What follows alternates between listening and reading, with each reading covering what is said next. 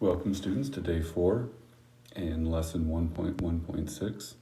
Today's warm-up is to write the equation of a line through 2 points and then find the measure of an angle or a missing angle or a missing side in a right triangle using SOHCAHTOA. Please pause this and take about 5 minutes to answer these questions and then come back and play this to see the responses or answers. Okay, welcome back. You can take a look at your answers for these particular problems in the work that is shown.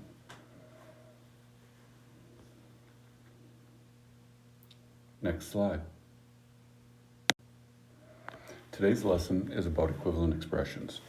And so what we're going to do is actually give you all these expressions right here, and we want you to find the ones that are equivalent to each other.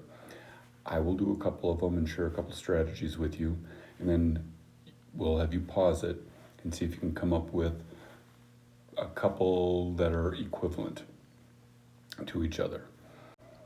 And here's a couple of strategies to use to figure out if expressions are equivalent to each other. One strategy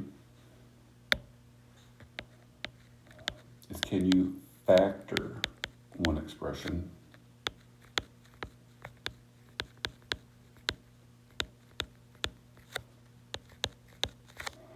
to make it look like the other or another?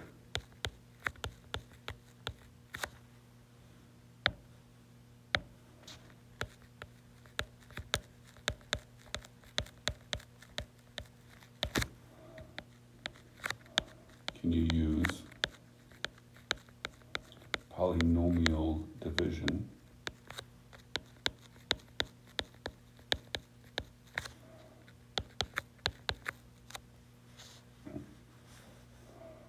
just say use polynomial division? Can you add or subtract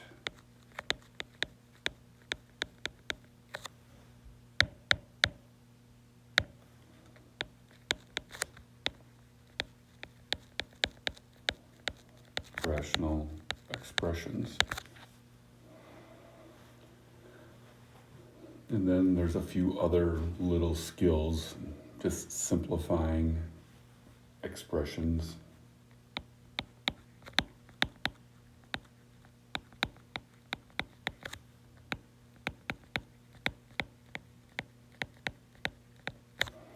So let's move on to the next slide and see which ones we can simplify or use polynomial division. I'm going to take a look at this one down here. Let's highlight right here. Looks like I'm taking the square root of x minus 1 times the square root of x minus 1. So I'm going to write that down, put a little 1 right there. So the square root of x minus 1 times the square root of x minus 1. Well, if I have a times a, that's a squared. So the square root of x minus 1 times the square root of x minus 1 is the square root of x minus 1 squared. So all I'm doing is simplifying here using multiplication skills. And square root squared is x minus 1. So that is equivalent to this one. And I don't see anything else up there that this is really equivalent to. And so I'm also going to put a little 1 by that. So 1 is equal to 1. That's basically what you're doing. Here's another example. Let's take and call this number 2. I'm going to use polynomial division. So I'll put a 2 right here. Polynomial division, or polydoku division. I have x minus 1. And I need to divide that into 6x squared minus 5x and a positive 4.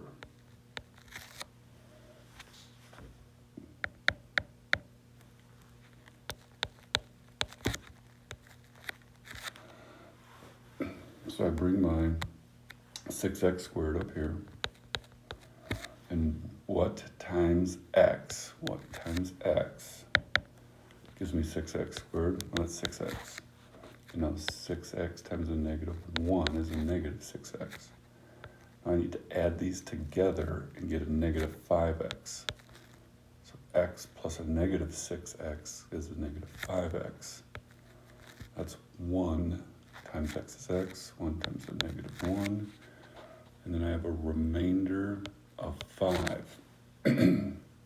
So I can rewrite 6x squared minus 5x plus 4 divided by x minus 1.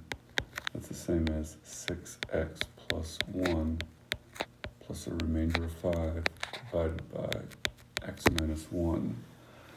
Let's see if that appears anywhere. Oh, right there, number 2. So these two expressions are equivalent. I don't see anything else that really looks like it.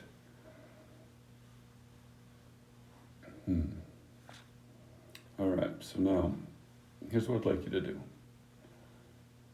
I would like you to pause this and see if you can find another expression that is equivalent to x minus 4 times x minus 5.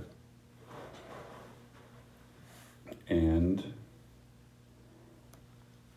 see if you can find another expression that's equal to, different color,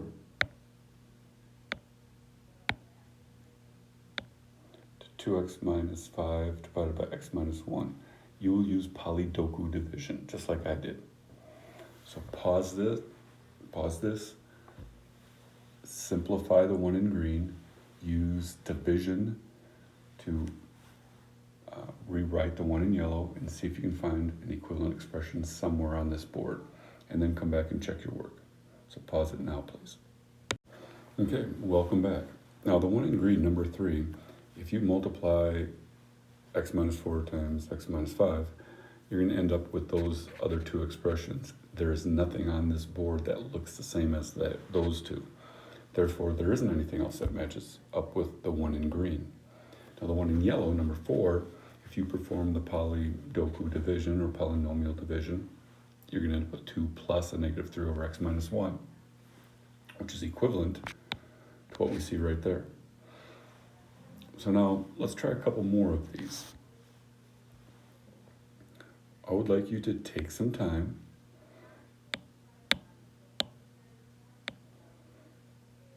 and see if you can find something that is equivalent to x plus 5 times x minus 1.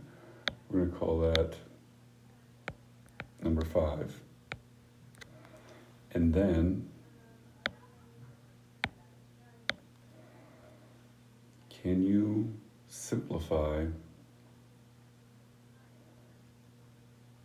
this expression right here by factoring? Make sure I get this written correctly. Number 6.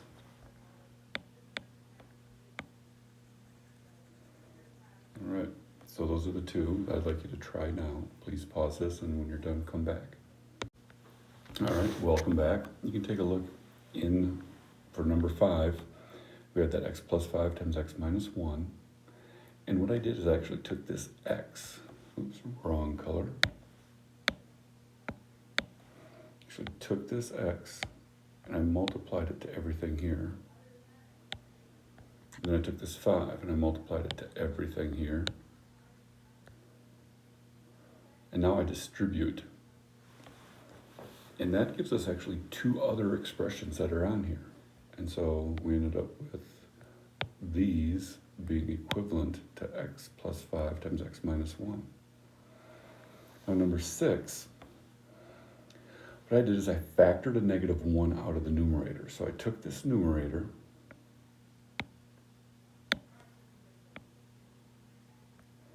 I factored out a negative 1, and that left me then with a positive x squared minus 1. That's the difference of 2 perfect squares. So that's x plus 1 times x minus 1. I can reduce, And that leaves me with a negative x minus 1, which is the same as a negative 1 minus x. But here's the cool thing. There is one more problem on here, or expression on here, that's equivalent to number 6. I want you to pause this and try to explain to yourself or to me why this problem is also equivalent to number 6. Once you've kind of figured that out, come back and I'll show you my explanation. Okay, welcome back. Number 6.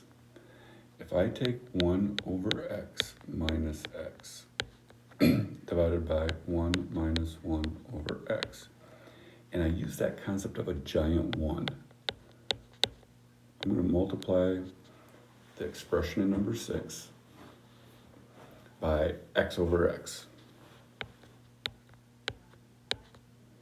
and distribute 1 over x times x is 1, x times x is x squared. I'm going to distribute here x times 1 over x times x is 1, so that's why they are equivalent. There are other expressions on here that are also equivalent to each other. And if you want to play around with a few of those, see if you can get them to be equivalent to each other, feel free.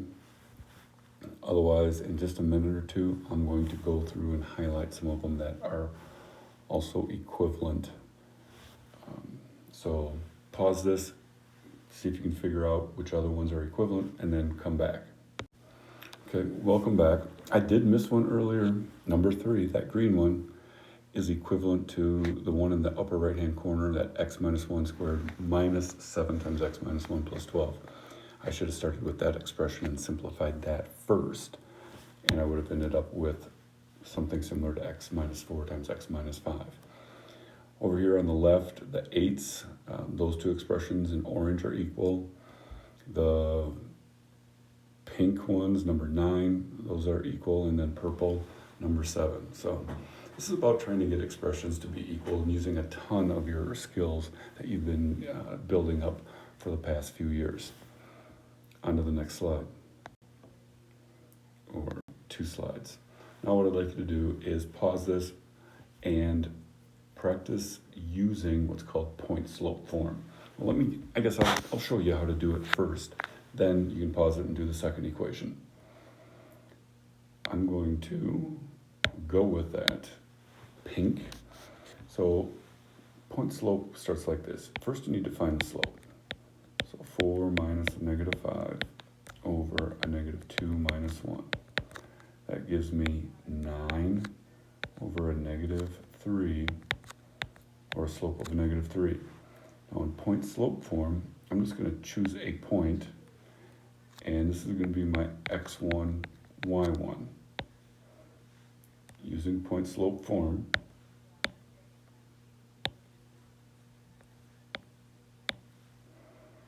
y minus a negative 5 equals a negative 3 times x minus 1.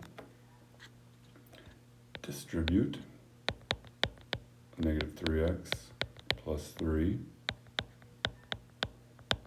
Subtract 5 from both sides, and y equals a negative 3x minus 2. Now try that with the second one. Pause it now, and then when you're done, come back to check your work. Okay, welcome back. Here's the work for the second equation, or second set of points. Finding the equation of a line passing through those 2 points using point slope form. Hopefully you enjoyed this video. Please feel free to contact your teacher with any questions, and have yourself a fantastic rest of the day.